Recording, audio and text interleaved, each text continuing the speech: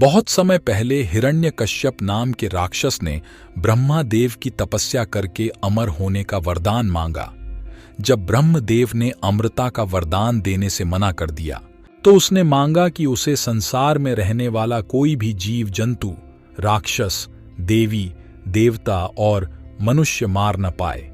साथ ही न वो दिन में मरे और न ही रात के समय, न तो पृथ्वी पर मरे और न ही आकाश में, न तो घर के अंदर और न ही बाहर, और न ही शस्त्र से मरे और न ही अस्त्र से।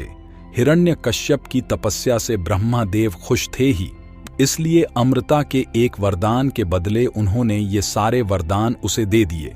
इसे पाकर उसने हर जगह तबाही मचाना शुरू कर दिया। उससे मनुष्य ही नहीं, देवता भी परेशान रहने लगे। वह अपनी शक्ति से दुर्बलों को सताने लगा। हिरण्यकश्यप से बचने के लिए लोगों को हिरण्यकश्यप की पूजा करनी पड़ती थी।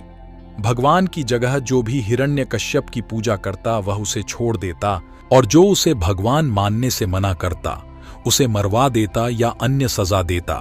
समय के साथ राक्षस हिरण्यकश्यप का आतंक बढ़ता गया।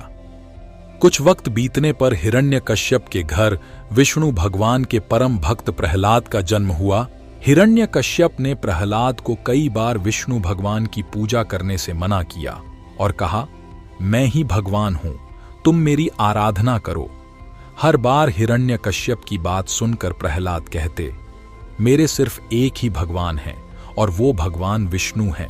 प्रहलाद की बातें सुनकर हिरण्यकश्यप ने उन्हें मारने की कई कोशिश की, लेकिन वह सफल नहीं हो पाया। भगवान विष्णु अपनी शक्ति से हर बार हिरण्यकश्यप के सारे प्रयास विफल कर देते थे। एक दिन हिरण्यकश्यप के घर उसकी बहन होलिका आई।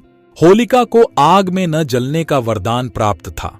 उसके पास एक कंबल था जिसे लपेटकर यदि वह आग में चली जाए तो आग उसे नहीं जला सकती थी। हिरण्यकश्यप को अपने बेटे से परेशान देखकर होलिका ने कहा, भैया, मैं अपनी गोद में प्रहलाद को लेकर आग में बैठ जाऊंगी, जिससे वह जल जाएगा और आपकी परेशानी खत्म हो जाएगी। हिरण्यकश्यप ने इस योजना के लिए हामी भर दी। उसके बाद होलिका अपनी गोद में प्रहलाद को बैठाकर आग पर बैठ गई। उसी वक्त भगवान की कृपा से होलिका का कंबल प्रहलाद के ऊपर आ गया और होलिका जलकर खाक हो गई।